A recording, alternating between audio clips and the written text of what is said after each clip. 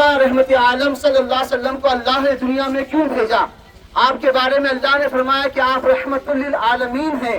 سرکار صلی اللہ علیہ وسلم کی آمد ہمیں یہ سکھاتی ہے کہ بڑوں کے ساتھ بڑوں کا ادب کیا جائے، چھوٹوں کے ساتھ شفقت کی جائے، یتیموں بیواؤں کے ساتھ ہمارا معاملہ جو ہونا چاہیے آج ہم لوگوں نے اس کو بھلا دیا ہے۔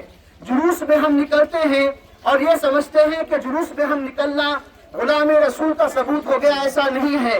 ہم جلوس میلاد النبی صلی اللہ علیہ وسلم کی جہاں پہ شرکت کی کوشش کرتے ہیں، اس 1500 سالہ جشن ولادت مصطفیٰ صلی اللہ علیہ وسلم کے اس پر نور موقع پر تمام عالم اسلام کو ہم یہ دعوت فکر و عمل سنی دعوت اسلامی کے پلیٹ فارم سے دینا چاہتے ہیں کہ آؤ مسلمانوں، اس مبارک ساعت میں This video is presented by OSN Group. آپ کے گھر کی کوالٹی کنسٹرکشن، پریمیم انٹیریئرز اور بیسٹ بلڈنگ مٹیریلز کے لیے OSM رہے گا آپ کی بیسٹ چوائس۔ فری کنسلٹیشن کے لیے ضرور وزٹ کریں OSM آفس۔ بنانا ہے ہم اپنی ذات سے اور اپنے مسلمانوں کی ذریعے سے یہ پیغام دے کہ اسلام ایک ایسا بہترین دین ہے کہ سارے عالم کا امن چاہتا ہے۔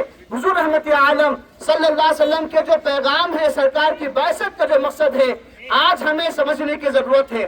جلوس میں تو ہم شرکت کرتے ہیں لیکن نمازوں میں کوتاہی ہوتی ہے۔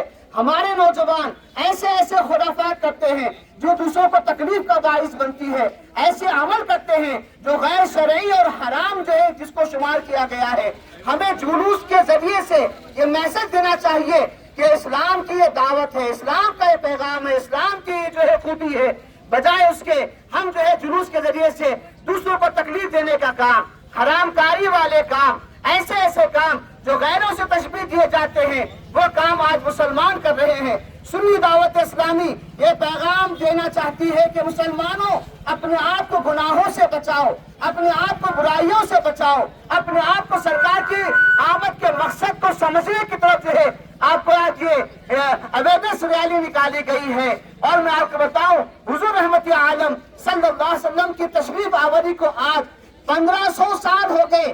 آج بھی دنیا اسلام کی امن کے دعوت سے محروم ہے، آج بھی دنیا سرکار کے بعثت کے پیغام سے محروم ہے۔ سنی دعوت اسلامی آپ کے پیغام میں امن و عمل دینا چاہتی ہے کہ آئے ہم سرکار کی بعثت کو صحیح معنوں میں کرنے والے بنے، نمازوں کی پابندی کریں، جھوٹ سے بچیں، غیبت سے بچیں،